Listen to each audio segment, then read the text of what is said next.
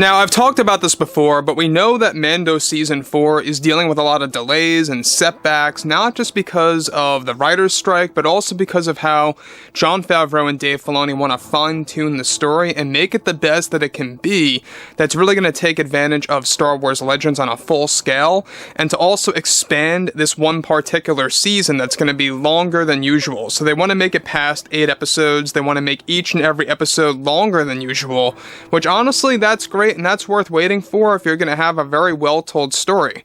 This is Mike Zero. Subscribe if you're new and like this video to see future Star Wars updates. I'm also on Twitter at Mike01. I thank you all so very much for the great and kind support.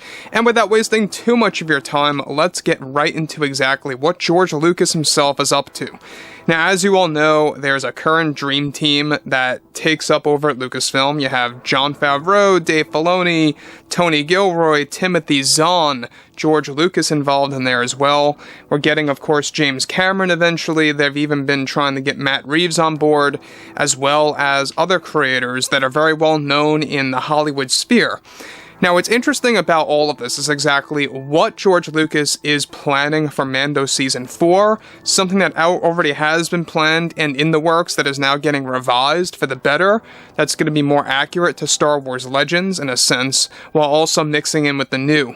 So, let's get right to this. Now, as you all know, Mando Season 4, what Jon Favreau said a couple of weeks ago is that do expect some kind of significant time jump to progress the characters and to evolve them. So we're going to have a time jump from Mando Season 3. You are going to see a lot of characters and their lives changed at this point in time. However, with Jon and Dave now working on Mando 4, with script rewrites already in the works, George Lucas is set to direct a very important scene from Mando Season 4 that is now getting revised slightly. The plan from Favreau and Filoni was to always have Luke and Anakin meet again in the 4th season.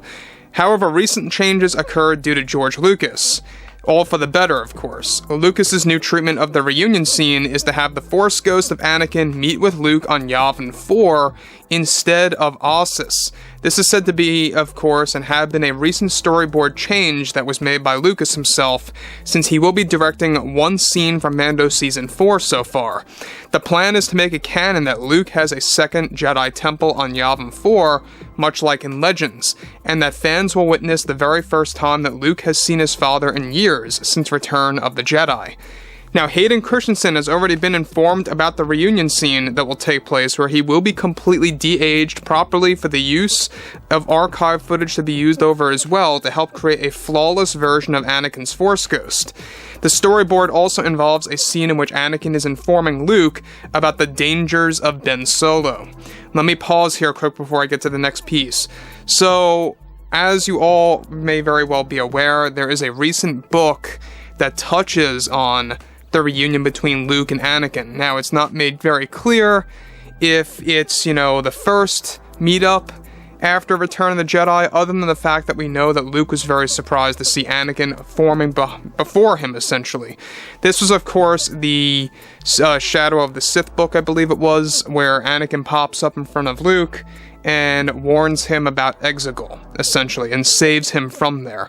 What's interesting, though, about what this is going to entail is it's going to be a lesson, an actual lesson that will be provided by Anakin to Luke about Ben Solo and what's going on with his nephew. So basically what Jon and Dave and what George Lucas specifically is setting up, and how he is the one that came up with this idea, is that he wants Anakin to be the one that realized that something was going on with Ben Solo, and that he is the one to warn Luke about the dangers of his nephew and where he's heading, and how there's a lot of dark side energy around him, essentially. So, what's interesting about this further, on top of this, is that the scene is planned to be a setup of Anakin actually insisting Luke to train Ben, since Anakin is seeing traces of his former self as Darth Vader within Ben Solo.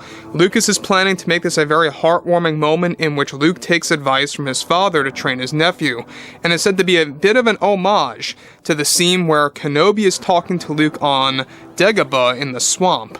George Lucas is also planning to shoot this on a real location and not a man-made or created set. The plan is to shoot on the steps of one of the Mayan temples that will serve as a stand-in for the Yavin 4 Jedi Temple that will be created for the new canon. The scene is planned to take place at nighttime. So let's just be very specific about this, and this is what I love so much. This is what I love about Star Wars, is this deep mythology and lore that really just is so exciting to talk about, that's so exciting to really kind of look forward to. And look, Mando Season 4, I believe, is going to be all the worthwhile to wait for, even if it takes until March of 2025, which is basically what it's looking like right now, unfortunately, but it's going to have longer episodes, it's going to have more episodes, and it's going to have a lot of side stories. So it's not just going to be about Din Djarin and Grogu, it's going to be a mashup of many different things. And that's what Dave Filoni is gravitating towards, is that even with his Star Wars movie, it's not going to be a Mandalorian movie, as a lot of people like to call it. It's basically going to be a post-Return of the Jedi film, clashing all these characters together, like Bo-Katan, Ahsoka Tano, Thrawn, Ezra, Luke, and even Legends characters like Kyle Katarn, for example. All these great characters getting mashed up into not just one singular film, but it's going to be the gateway to becoming a trilogy eventually, moving on. So on top of this too, alright, the plan is to shoot this on a real location. So this is going to make things feel more authentic. The fact that they want to shoot this on the steps of one of the Mayan temples, it really makes you wonder where this is going to take place. There's many Mayan temples. It makes you really think to yourself, which one are they going to choose? They have to choose one that's a great stand-in, that looks very similar to the Yavin 4 temple, so they could go that route if they want to. But look, they're obviously going to use some kind of green screen around the physical temple, most likely, to kind of insert the Star Wars-y backgrounds. So what I like about this, too, is the fact that Hayden is back. And then this makes sense, because let's face it, he signed on for a multi-show contract deal. And he is coming back for Ahsoka as a show, he's coming back in many other series as Vader and Anakin, all these different installments to keep on bringing him back. Even Order 66 flashbacks are going to involve Anakin in the Mandoverse at large. So Hayden's got a long, great career ahead of him, as long as John and Dave know how to execute this all perfectly. And the way things are going right now with George Lucas directing this specific scene from Mando Season 4, I think it's going to be a hit. I think it could very well land itself as one of the most iconic moments in the Mandoverse. To this day, I feel the most iconic moment in the Mandoverse, or the Mandalorian series, is, well, two of them actually in my book. When Ahsoka makes her first entrance and we finally saw the first live-action iteration of her, and two, we had the entrance of Luke taking down those Dark Troopers. That was the real moment where you realize that John and Dave knew exactly what they were doing with this franchise and what they needed to do to really make fans feel passionate again. It's this kind of stuff that makes you feel very much excited and looking forward to what's coming out. So anyways, guys, I would love to hear what you all have to say about this below in the comments, and if you guys did enjoy the content for today, make sure to drop a thumbs up on this video to support the channel, and I will catch you guys next time.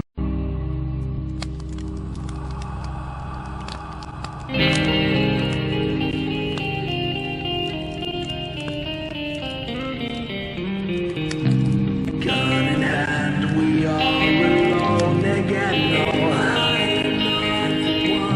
From night to moon, we hear their moans again. No.